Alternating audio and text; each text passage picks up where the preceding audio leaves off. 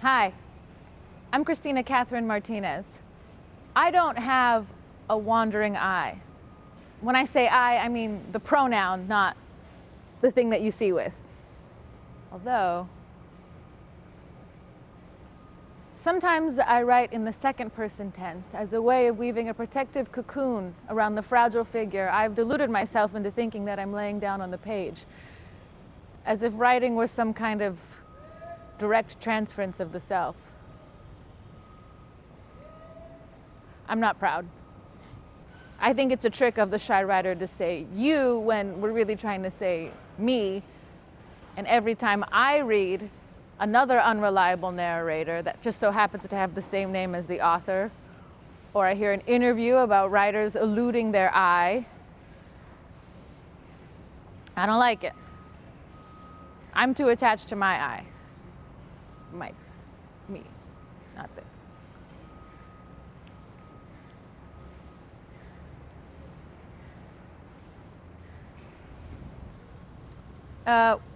Words have power. I think they're just hanging around waiting to use us as their unwitting vessels. In college, I read the French novelist Robert Pinget's 1975 novel Cette Voix. That's French for that voice. Anyway, it's this really weird experimental novel that reads just like a jumble of disembodied dialogue. And then upon closer inspection, you see that it's actually a portrait of a disintegrating French village. And it's told entirely through the voices that populate it. There's no character descriptions, there's no long setting descriptions, there's not even really a plot, just this unrelenting churn of talk. And my college professor at the time said that this strategy illustrates the agency that words have apart from speakers. Specifically, that the agency words have is in the very method of controlling a speaker. And naturally, I raised my hand and I was like, what is that supposed to mean?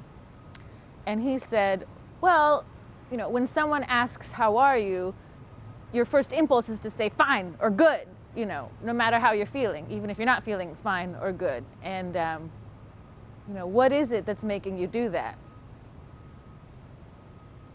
It's actually a lot of things, but I didn't say anything at the time. Ventriloquist scenes are typically written as a dialogue between the ventriloquist and her dummy. But a lot of ventriloquists act as authors as well, writing scenes for others to perform.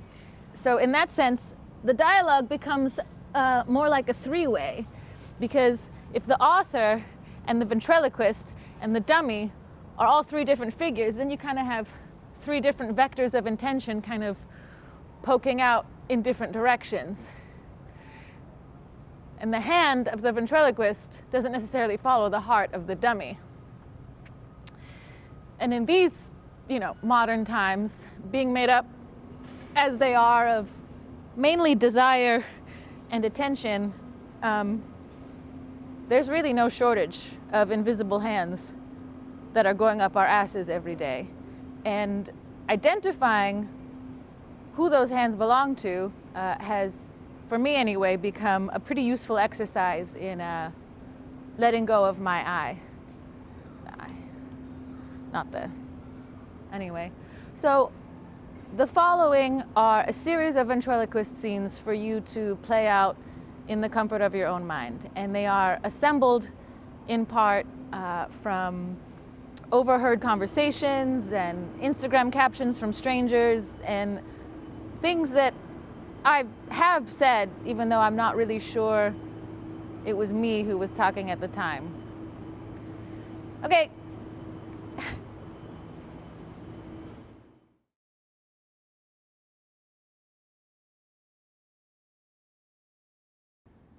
Language is an essential part of the healing process.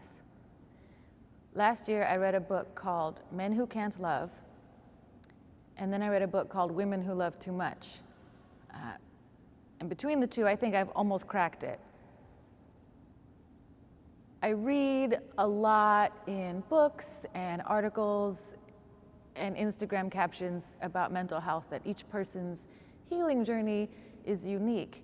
And I genuinely believe that, but the irony is that the language these books provide in order to talk about that journey tends to all sound the same.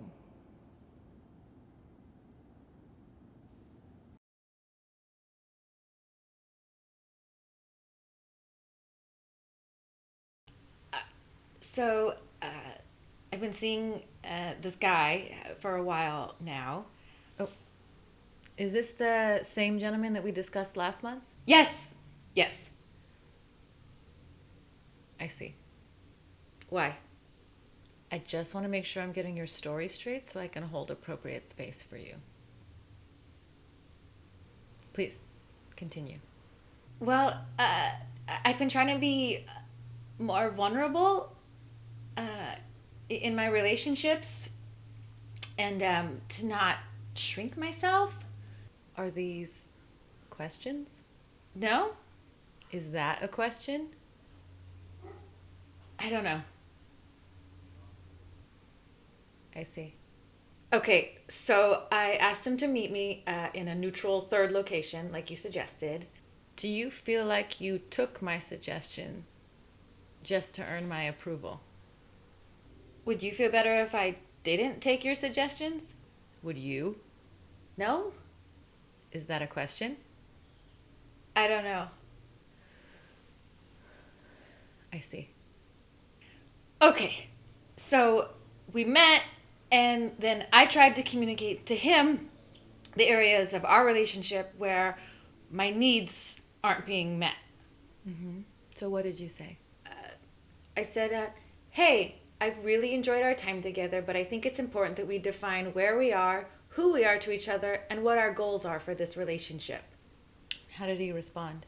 He was just all like, "Aw, shit, why do you gotta bring up all that crap? We were just hanging out, having a good time. Can't you all just play it by ear?" Then, you know what I mean? Does he have a southern accent, or is that, are you doing that for fun?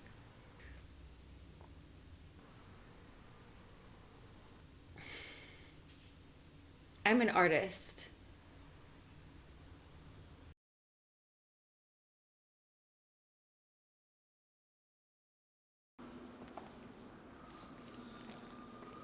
I've been writing about art for a long time, and during more cynical moments, I start to think that it's really possible to cobble together an entire art career from just buzzwords and stock phrases and multisyllabic isms that kind of tumble their way through contemporary art discourse until they're just completely stripped of all semantic force.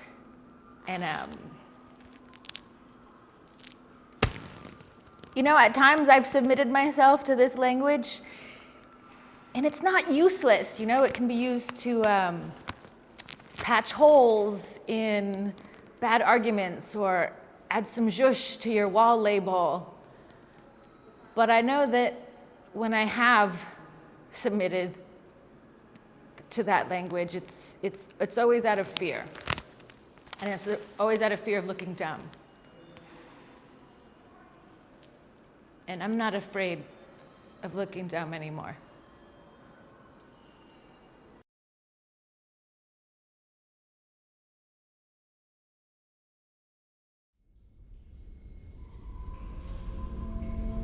Someone has been bad, haven't they? Oh, yes, yeah. Someone has been a very, very bad little preconceived notion. Someone needs to be interrogated, don't they? Oh, my, yes, they do. I've been such a dumb, stupid little preconceived notion that I deserve to be punished. Tell me, you sniveling little idiot. What did you do? Well, I told someone that paintings go on walls, so sculptures must go on the floor.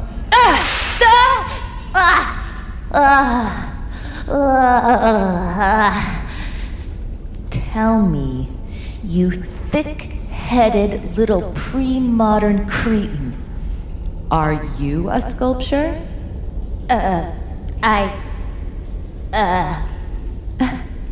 What's the matter? Can't talk with a hand up your ass? Today! I see. You're just not getting it, are you?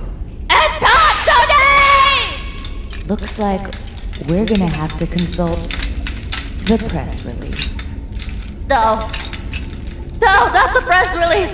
I beg of you. Anything but the press release. Scream all you want. History can't hear you. You want to cross this line? I dare you to cross this line. I'm going to keep it together. Yes.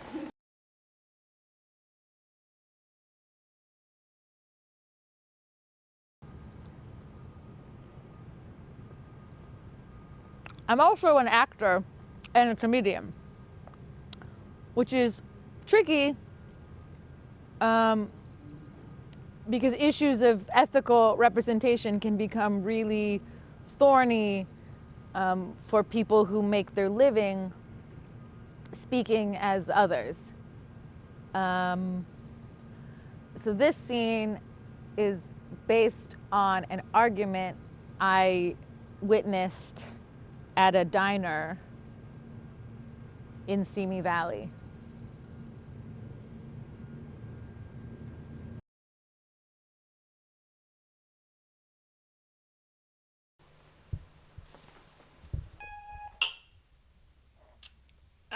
Okay. Thanks everybody for being here. I'm gonna go ahead and read the stage directions up at the top, and then you guys just take it away. Okay. 4 actors are sitting at a diner in the San Fernando, Valley. Pots of fake marigolds and poinsettias between the booths.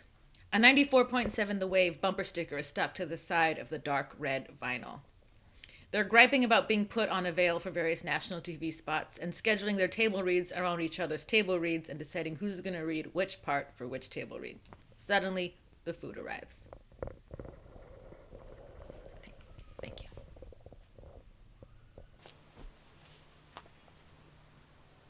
Thanks. We got it. Wow, look at these grits. Ooh, damn, girl, those look right. Oh, what? Okay, so I'm gonna get canceled now? Seriously, dude. Seriously? I was joking. So was I. About what? About being canceled or the way you said, oh, damn, girl? All of it. I'm not getting canceled just for doing a black woman's voice. No one said that. You can't do anything these days. No one said that either. Well, you can do anything, you just can't do a black woman's voice. Me, specifically. Yeah, you specifically. Juzo does a black woman's voice. He's Japanese. Yeah, appropriation works laterally. Or upward. Yeah. What about Christina's Jewish voice? Christina's Mexican. I don't know if that works. Anyway, it's part of a larger concept called Jewish hip-hop instructor. It's not making fun of Jewish people specifically. All right, then do it. Hello, children. Today we're going to learn how to do the Dougie. What? That is way more disrespectful than my black woman voice. Why? Because it's like broad and cartoonish. Mine is at least grounded. You know, it was pretty grounded, dude. Props for that.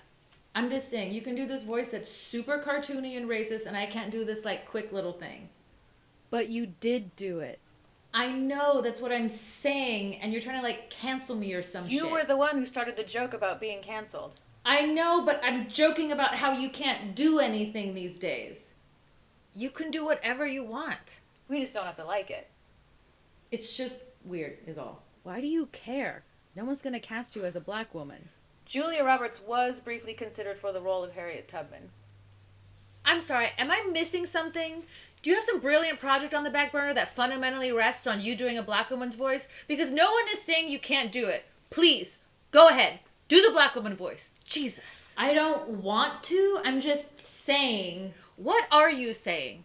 I'm saying I don't want to do it. It just sucks that I can't. Okay, fine. Except you can. I know. What the fuck are you looking at?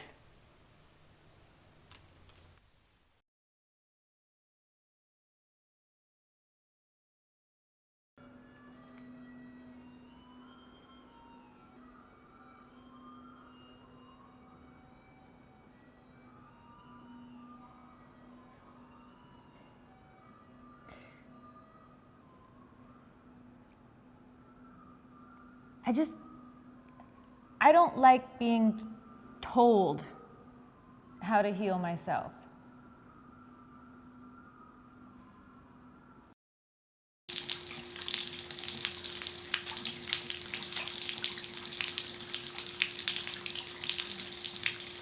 Do you feel taken care of? Not yet!